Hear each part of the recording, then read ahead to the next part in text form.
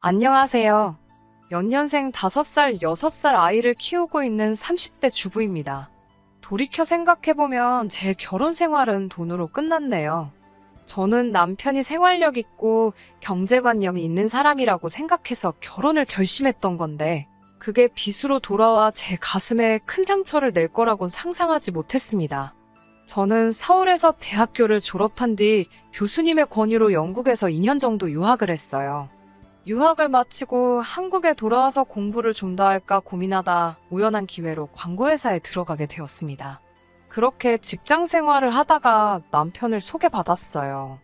남편은 당시 중견기업을 다니는 평범한 회사원이었습니다. 2년 정도 연애를 하다 자연스럽게 결혼 이야기가 나왔어요. 결혼 이야기가 나오면서 연애할 때는 굳이 말하지 않았던 서로의 집안 사정을 좀 더 자세히 알게 되었습니다. 제 경우 제가 비록 해외에서 유학을 한 경험까지 있어도 친정이 경제적으로 유복한 편은 아닙니다. 저희 아버지는 중소기업을 다니시다 얼마 전 은퇴를 하셨고 지금은 건물 관리인으로 일하고 계시고, 어머니는 평생을 전업주부로 사셨어요. 두 분 재산이라고 해봤자 지금 살고 계신 아파트와 적금 얼마가 전부인 걸로 알아요. 제가 결혼할 때는 그래도 친정아버지가 회사 생활을 하고 계셨기 때문에 지금보다는 상황이 조금 더 좋았네요. 남편 쪽도 저희랑 별반 다르지는 않았어요. 시아버지는 당시 이미 은퇴를 하신 상황이었고, 시어머니가 마트에서 일을 하고 계셨습니다. 그리고 결혼한 신우는 따로 살고 있었고요. 남편이 한 달에 50만 원씩 보내주고 있었더라고요. 결혼은 현실이었기에 이런 서로의 상황을 고려하지 않을 수 없었습니다. 다행히 어느 한쪽이 심하게 기우는 느낌도 아니었고, 양가 어르신들의 요구사항도 많지 않아서 결혼식까지 아무 문제 없이 원만하게 진행되었습니다. 다만 남편은 자기가 전세보증금을 해올 테니 저더러 결혼식 비용 및 하객 식사 비용을 부담하는 게 어떠냐고 하더군요. 저는 둘 다 반반하자고 했는데 남편이 아니라고 자기가 전세보증금을 하겠다고 계속 우기더라고요. 나중에 친한 친구에게 이야기를 하니까 친구는 농담하듯이 전세보증금은 어디 사라지는 돈이 아니지만 결혼식 비용은 내면 끝이라서 그런 거 아니냐고 했는데, 돈 타령만 하는 남편의 실체를 알게 된 지금 생각해보니까 진짜 친구 말이 맞는 것 같습니다. 자기 딴에는 그건 돌려받는 돈이니까 낫다고 생각한 거예요. 아무튼 제가 벌써 결혼한 지 벌써 몇 년인데 그동안 남들이 다 겪었을 법한 시시콜콜한 이야기는 하지 않겠습니다. 제가 결정적으로 남편과 이혼하게 된 사연만 말씀드릴게요. 저희는 결혼할 때 신혼은 한 1, 2년 정도 즐기고 아이를 갖자고 서로 이야기가 된 상황이었어요. 그런데 어쩌다 보니 결혼하고 얼마 지나지 않아서 바로 아이가 생겼습니다. 계획보다 빨리 찾아온 임신이었지만 당연히 행복했어요. 남편도 기뻐했고 양가 어른들도 다 축하해 주셨습니다. 그런데 제가 입덧이 너무 심했습니다. 친정어머니를 비롯해 주변 사람들 모두 저처럼 입덧이 심한 건 처음 본다고 하더라고요. 제가 다니던 회사에도 당연히 출산휴가며 육아휴직의 제도가 있었지만 그 제도를 이용한다는 게 그때는 지금보다 더 힘들었어요. 저는 도저히 직장 생활을 할 수가 없었습니다. 출근하면 화장실에서 보내는 시간이 더 많은 느낌이었고, 비록 팀원들이 저에게 따로 불평불만을 표현하진 않았어도 제가 너무 눈치가 보여서 하루 종일 가시방석에 앉아있는 기분이었으니까요. 특히 광고회사가 트렌드에 민감하고 끊임없이 창의력이 요구되는 곳인데, 저에겐 새롭고 특별한 어떤 걸 생각해낼 만한 정신적 여유는 고사하고 당장 눕고 싶고 앉고 싶을 뿐이었습니다. 한두 달 정도는 어떻게 버텨냈는데 더는 안 되겠어서 남편에게 사표를 쓰겠다고 했어요. 그리고 솔직히 그때만 해도 남편이 먼저 관두라고 해줄 줄 알았는데 아무런 말이 없어서 이미 서운한 상황이었거든요. 제가 퇴사하겠다 하니 남편은 난처하다는 듯이 결혼할 때 애 가지면 회사 관둘 거라고는 안 했지 않냐며 기왕 버티기 시작한 거 좀만 더 버텨보면 안 되냐고 하더라고요. 제가 당장 식사도 제대로 못하고 거의 울면서 출퇴근을 하는 걸 뻔히 알면서도 저렇게 나오니 얼마나 서운했는지 모릅니다. 저는 지금 나를 보고 그런 말이 나오냐고 신경질적으로 맞받아쳤어요. 내가 지금 다른 남자 애를 가진 것도 아니고 당신 애를 갖고 이렇게 고생을 하는데 어쩜 그렇게 섭섭한 말만 골라서 하냐고 했더니 자기가 생각해도 미안했는지 금세 또 사과를 하긴 하더라고요. 그렇게 결국 퇴사를 하고 어쩌다 보니 연년생으로 아들 둘을 낳게 되었습니다. 사실 첫째 낳고 얼마 되지 않아 바로 둘째를 갖게 되면서 친정어머니가 많이 도와주셨어요. 그런데 이때 정말 남편에게 많이 실망했습니다.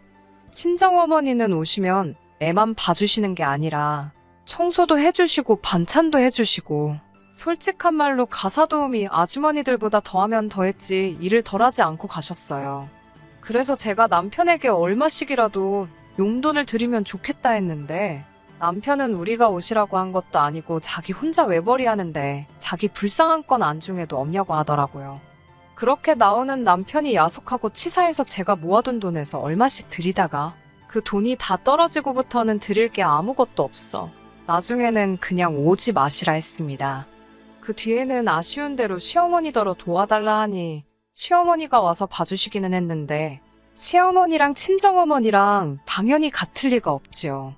일단 제가 너무 부담스러워서 뭐 부탁드릴 수도 없고 오히려 신경이 쓰여서 스트레스만 더 받는 기분이라서 그렇게 몇 번 부탁드리다가 결국 얼마 지나지 않아 이제 안 오셔도 된다고 했어요.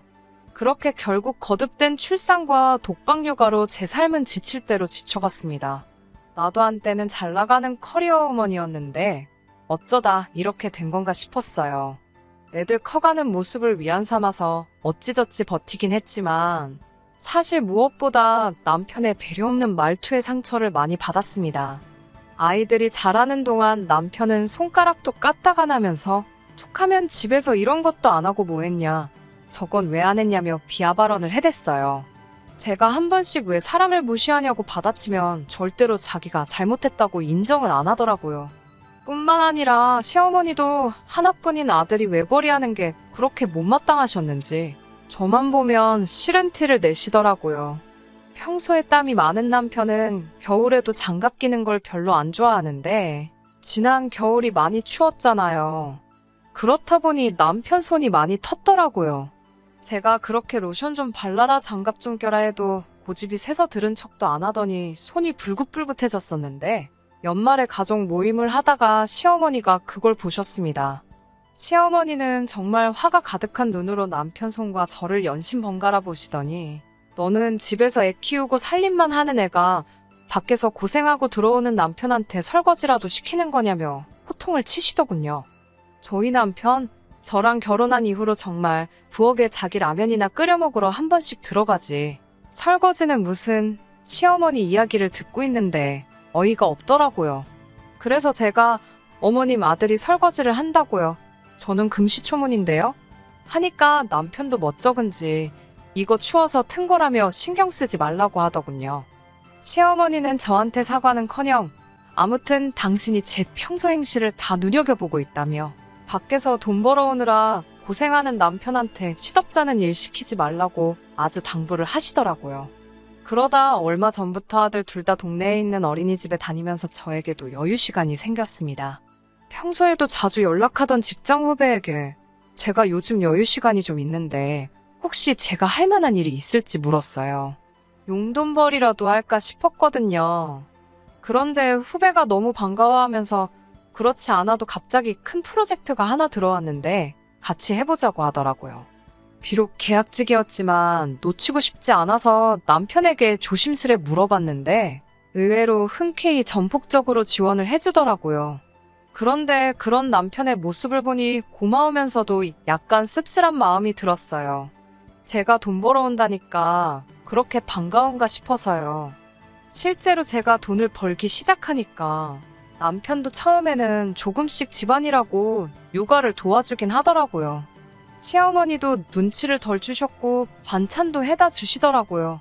결혼 생활 몇 년 동안 시어머니가 반찬을 해다 주신 적은 남편이 아팠을 때 빼고는 없었는데 말이지요. 아무튼 제가 6개월의 직장 생활을 하는 동안은 말 그대로 숨통이 트이는 기분이었어요. 하지만 말 그대로 계약직은 계약직이잖아요.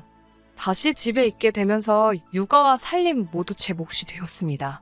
근데 남편은 이전보다 더 심하게 짜증을 내더라고요. 한 번씩 뭔가 자기 뜻에 엇나가면 집안일도 자기가 해보니까 별것도 아니던데 그걸 못하냐며 저를 한심하다는 듯 대했습니다.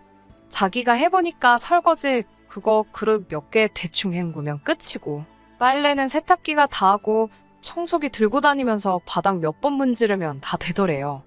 그러면서 저한테 그런 것도 제대로 못하니까 직장을 6개월밖에 못 다닌 거라고 하는데 정말 욕이 목구멍까지 차올라왔어요. 나도 지랑 결혼만 안 했으면 계속 직장 생활하면서 커리어우먼으로 살 수 있었는데 그런 생각도 들고 아니 내가 지금 어디서 자식을 낳아온 것도 아니고 지 자식들 키우느라 이렇게 고생하고 있는데 저 인간은 그런 건 하나도 안 고마운가 싶고 별별 생각이 다 들더라고요. 화개들 데리고 집을 나가버릴까 그런 생각도 했지만 제가 당장 머리도 없고 능력이 없으니 일을 저지를 수도 없었고요. 그러다 얼마 전 저에게 일을 소개해줬던 그 후배가 내일 시간 되면 같이 커피나 한잔할까 그러더라고요. 마침 며칠 전 친정부모님이 손주들 보고 싶다 하셨기에 애들은 친정에 맡겨놓고 만나면 되겠다 싶더라고요. 그렇게 후배를 만났는데 후배가 하는 말이 전에 같이 일할 때도 느낀 거라면서 제가 회사 다닐 때는 그렇게 예쁘게 하고 다니더니 지금은 왜 이렇게 말랐냐며 속상해 하더라고요. 맨날 돈 타령하는 남편 때문에 네일 아트는커녕 머리하러 미용실 가는 것도 큰 마음 먹고 가곤 그랬어요. 옷 하나 사 입어도 벌어온 돈 허투루 써제낀다 이러쿵 저러쿵 말이 많아서 입던 옷 돌려가면서 입고 그랬습니다. 그래도 깔끔하게 하고 다녀서 남들이 모를 줄 알았는데 다 티가 났나 보더라고요.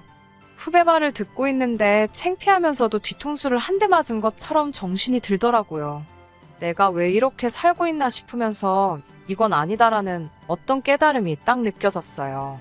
저는 후배에게 정말 부탁인데 어디든 좋으니까 일할 데 없겠냐고 한 번만 더 도와달라고 했습니다. 그러자 후배는 기다렸다는 듯이 그럼 자기랑 같이 해보자고 그러더군요. 그게 무슨 말이냐고 하니까 자기가 이번에 나와서 회사를 차리는데 마음 맞고 능력 있는 몇몇 주변 사람들하고 함께 시작하려고 그런다면서 마침 제가 그렇게 생각이 났다고 하더라고요. 후배가 제안한 연봉과 복지는 대기업 뺨치는 수준이었습니다. 고민할 거 없이 당연히 그 자리에서 좋다고 했고 그렇게 이번엔 정직원으로 취직을 하게 되었습니다. 그리고 그날 밤 남편에게 낮에 있었던 일을 이야기했어요. 그런데 저번엔 그렇게 좋아하고 전폭적으로 지지해주던 남편이 기대와는 영 다른 반응을 보이더라고요. 한다는 말이 여자가 그렇게 일한다고 밖으로 싸돌면 애들은 누가 키우냐고요. 그래서 애들도 이제 제법 커서 금방 유치원 가고 학교 갈 거고 그래도 도움이 필요하면 우리 친정어머니가 도와주실 수도 있다고 하니까 그럼 또 장모님 돈 들이자고 할 거 아니냐고 그래요. 그러면서 할머니가 자기 핏줄 봐주는데 왜 돈을 줘야 하냐면서 자기는 그게 이해가 안 된다고 그러더군요. 저희 친정어머니 한 번도 저한테 돈 이야기 먼저 하신 적 없고 오히려 맨날 물려입는 둘째 안 됐다고 옷 사주시고 애들 간식 사주시고 그러시거든요. 그렇게 본인 돈 쓰셔서 뭐 사오실 때마다 저도 제 선에서 드릴 수 있을 만큼 드렸던 거고요. 남편은 듣는 제 마음은 전혀 신경 쓰지 않는 듯이 계속해서 한다는 말이 다 내 돈 갖다 슬 궁리하는 사람들 뿐이라며 한숨을 푹푹 쉬더군요. 그래서 제가 하니 이제 나도 돈 벌 건데 왜 그런 식으로 말하냐 하니까 너 뭐 그거 가서 몇 달이나 버티겠어라며 옛날 일을 끄집어내더라고요. 다른 여자들은 양수가 터질 때까지도 출근해서 일하고 그런다는데 넌 몇 달도 못 버티고 그냥 때려치고 근성이 없다나요. 그래서 이번에도 안 봐도 뻔하다고 빈정거리더군요. 그러면서 계속 한다는 말이 그때 정신력으로라도 좀만 참았어 보라고. 그럼 지금 직급이 얼마나 높아지고 돈도 얼마나 많이 벌어오고 있겠냐며 절 생각하면 답답해서 속이 터진대요. 애들 출산으로 인해 제 경력이 단절되고 그 이후로 여자로서 제 인생은 포기하고 오로지 아내로서 엄마로서만 살아왔는데 남편이 저렇게 생각하고 있을 줄은 꿈에도 몰랐습니다. 돈 좋아하고 인색한 사람인 건 알았는데 설마 마음까지 저렇게 인색할 줄이야. 정말 제 마음속 어딘가에서 유리창이 깨지듯 와장창 박살나는 소리가 들리는 듯 했습니다. 제가 남편에게 지금 한 말 다 진심이냐고 물으니 그럼 자기가 장난하는 것 같냐고 그래요. 그래서 제가 도대체 바라는 게 뭐냐고, 내가 일을 했으면 좋겠어, 안 했으면 좋겠어? 나보고 어쩌라는 거야. 하니까 남편은 돈 벌어온다고 육아 살림 대충하고 친정에 돈 퍼다가 나를 거면 그냥 하지 말라는 거예요. 아니, 돈 안 벌어올 때는 돈 안 번다고 난리더니 이제 돈 벌어온다니까 친정에 가져다 줄까봐 벌벌 떠는 그 모습을 보고 있자니 내가 미쳤다고 이제껏 이런 인간이랑 살았나 싶더라고요. 무슨 누가 저한테 찬물 한 바가지를 끼얹기라도 한 듯 정식이 싹 들어서 저도 남편에게 맞섰습니다. 나 이 일 할 거고 친정어머니가 우리 애들 봐주시면 한 달에 100만 원씩 드릴 거라고요. 그리고 일하는 동안 육아살림 반반씩 하자고. 그거 못하겠으면 당신은 그냥 나가서 혼자 살면서 당신 벌어서 당신 쓰고 살라고요. 대신 이혼하자고 했어요. 애들 볼 생각은 꿈도 꾸지 말라고요. 그러니까 남편이 어이가 없다는 듯이 저더러 미쳤냐고 그러더라고요. 그래서 내가 지금 장난하는 거 같냐고, 당신이 나가기 싫으면 그냥 여기 있으리고, 그냥 내가 나간다고 그러고, 그 길로 애들하고 제 짐 대충 싸서 나와버렸습니다. 어차피 곧 전세 계약이 만료라서 집도 알아보고 있었는데 이참에 다 정리해버리자 싶더라고요. 그 길로 친정에 와서 버텼습니다. 자식 낳아서 키워보니까 부모님이 어떤 마음으로 절 키워주셨는지 알겠더라고요. 그 마음이 이해가 되니까 더 남편에게 돌아가고 싶지도 않은데, 남편은 자기가 다 잘못했다며 그냥 들어오라고, 그러면 없던 일로 해주겠다고 그러더군요. 아직도 자기는 아무 잘못 없고 제가 잘못한다고 생각하고 있는 걸 보니 상황이 이 지경이 될 때까지도 정신을 못 차린 거였죠. 다행히 승률 좋은 이혼 전문 변호사를 사서 그런지 남편의 지속적인 언어폭력이 이혼 사유로 인정이 되었습니다. 그래서 많이는 아니지만 위자료도 받고 양육권도 제가 가져왔습니다. 양육권은 순순히 포기하던 남편이 위자료 청구를 받고서는 개거품을 무는데, 저런 걸 남편이고 애들 아빠라고 참고 산 세월이 아까워서 죽겠더라고요. 하지만 이제라도 제 인생 멋지고 화려하게 살아보려고 합니다. 친정 부모님도 애들은 걱정하지 말고 제 뜻을 실컷 펼쳐보라고 하시네요. 아이들이 있는 상황에 이혼이라는 결정이 쉬운 것만은 아니었습니다. 하지만 하고 나니 아무것도 아니네요. 오히려 후련하다고 할까요? 잘은 모르겠지만 저와 같은 상황에 처했거나 같은 고민을 하시는 분들이 분명히 있을 거라 생각됩니다. 아이들을 위해, 가족을 위해 자기 한 몸 희생하는 것이 무조건 나쁘다는 말은 아니지만 무조건 참고 사는 것만이 답이 아닐 때도 있다고 생각합니다. 저도 그동안 보지 못했던 제 인생의 새로운 길이 보이는 것 같아요. 다른 사람들을 위해 자신을 포기하는 것 또한 정답이 아니라고 생각합니다. 저도 뒤늦게나마 제 인생에서 가장 현명한 결정을 내린 게 아닐까 하는 생각이 들어요. 다른 분들도 제 사연 들으시고 용기 내주셨으면 하는 마음으로 이렇게 제 이야기는 끝내도록 하겠습니다. 끝까지 들어주셔서 감사합니다. 오늘의 사연은 여기까지입니다. 구독과 좋아요, 알람 설정 부탁드리고 더 좋은 사연으로 다시 찾아뵙겠습니다. 감사합니다.